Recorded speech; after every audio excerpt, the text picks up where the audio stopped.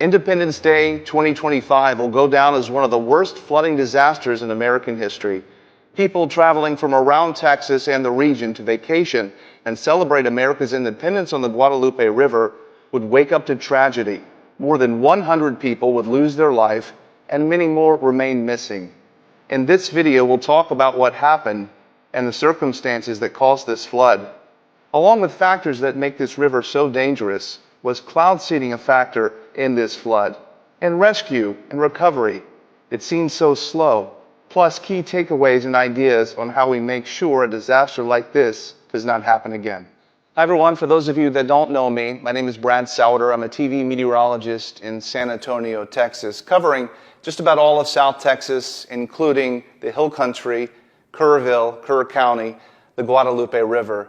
I was working all of, what was just a week ago, last week, covering the storms, the rain, forecasting the event, knowing a flood was possible and flood watches that would be issued, flood warnings that then came, and then the flood emergency.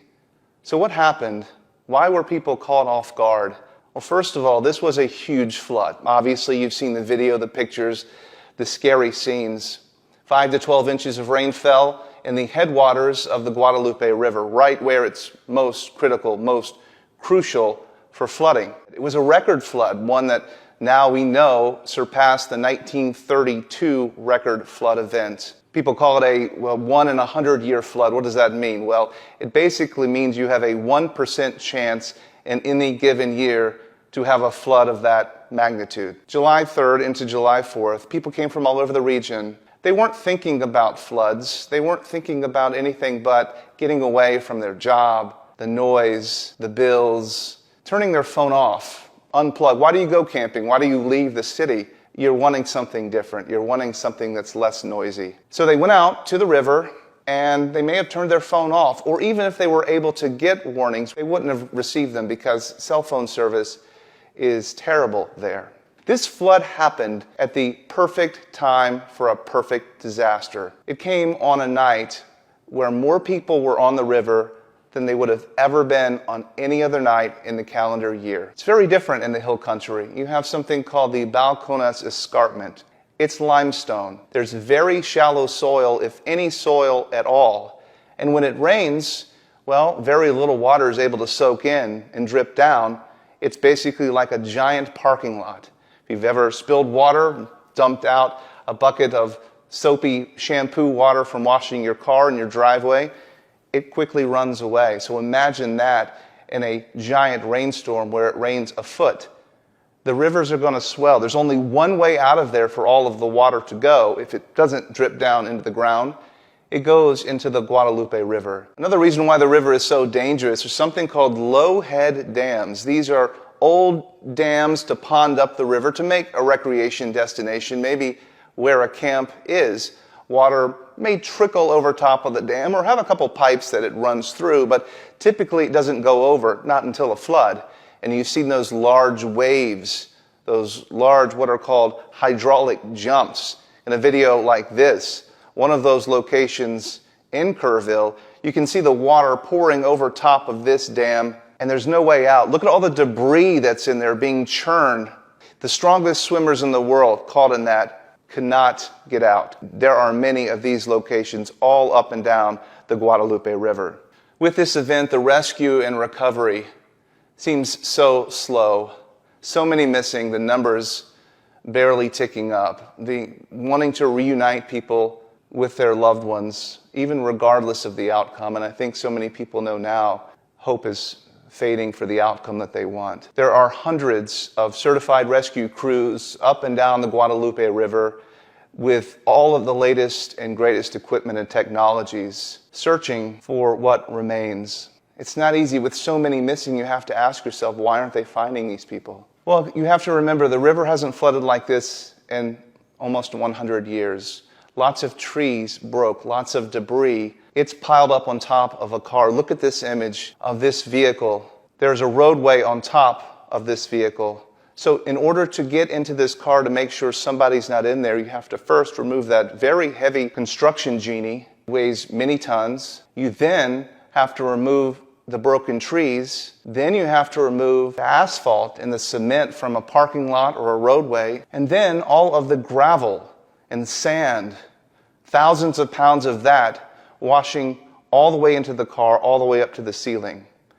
It would take someone a day, or take a crew a day, just to search this vehicle to make sure nobody's inside, only to find they're not, or they are. And there are many, many cars just like this, and many, many piles of debris just like this. The numbers of missing seem dramatic. How do we have so many missing, and why aren't they finding them? The good news is, it's possible those numbers are wrong, that they could be skewed. We remember back to the flood of Helene just last September in North Carolina, specifically western North Carolina in Nashville. The numbers of missing were in the hundreds, only to find that the final death toll was around 100. So why so many missing?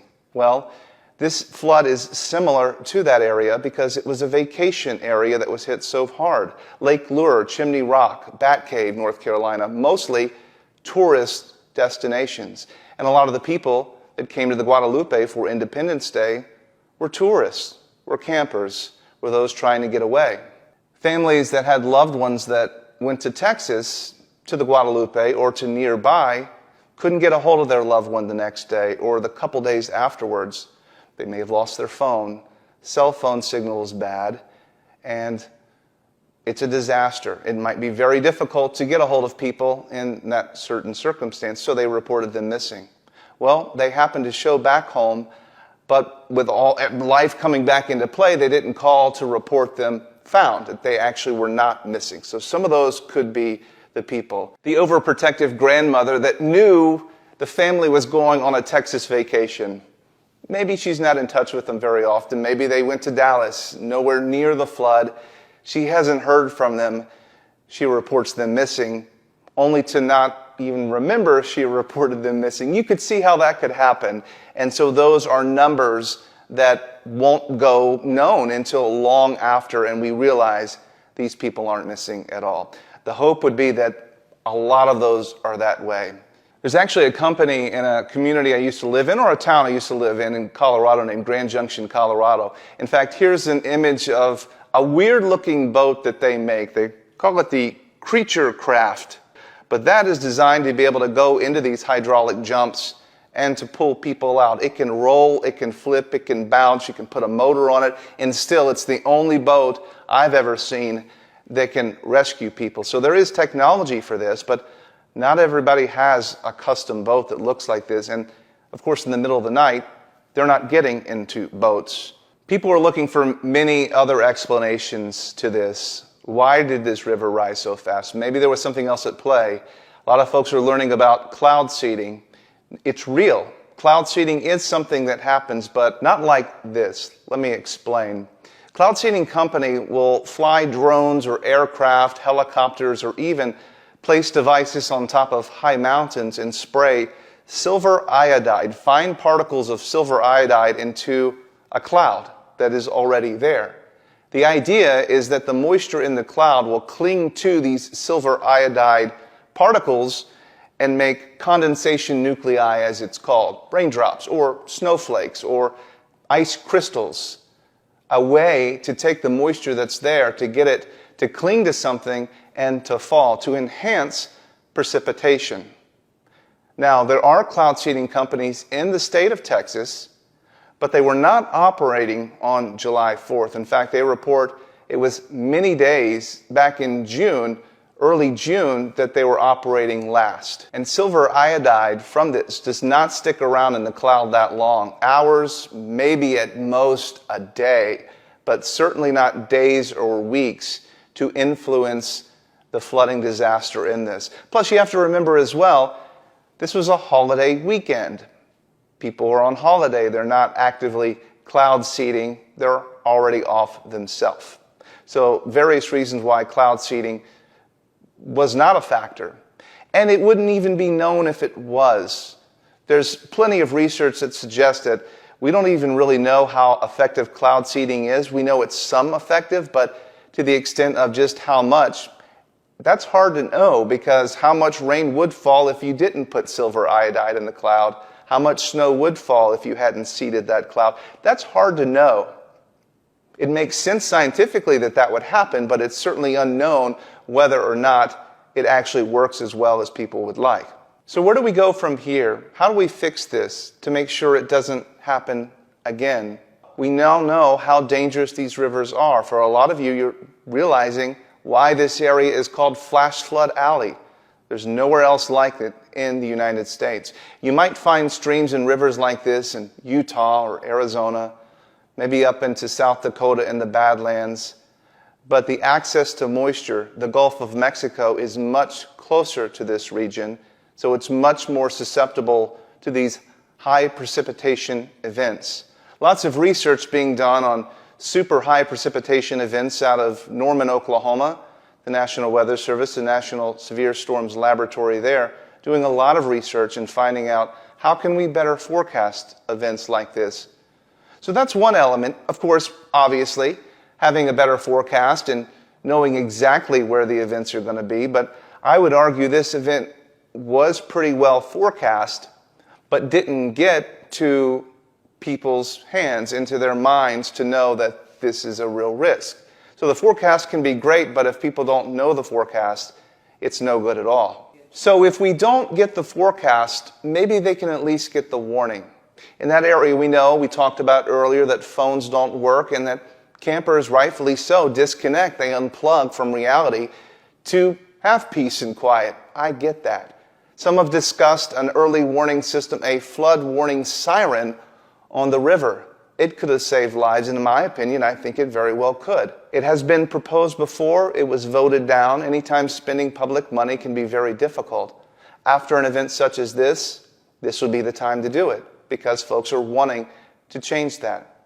However, we need a fail-safe solution, a solution that doesn't involve human error. Somebody still has to trigger these warnings, and so many times, too many warnings result in false alarms. And people don't heed the warnings because they've heard them so many times before. EAS warnings are very effective, but they sound too many times. You've heard that sound on your phone way too many times. A flash flood emergency, a tornado emergency, should not sound like an Amber Alert. If you're sleeping in the middle of the night and your phone goes off for an Amber Alert, there's not much you're able to do because you're in bed and you're sleeping. A lot of people mute those sounds. But when they mute that sound, they're also muting the flash flood emergency, the tornado emergency that affects not just one life, but hundreds, if not thousands.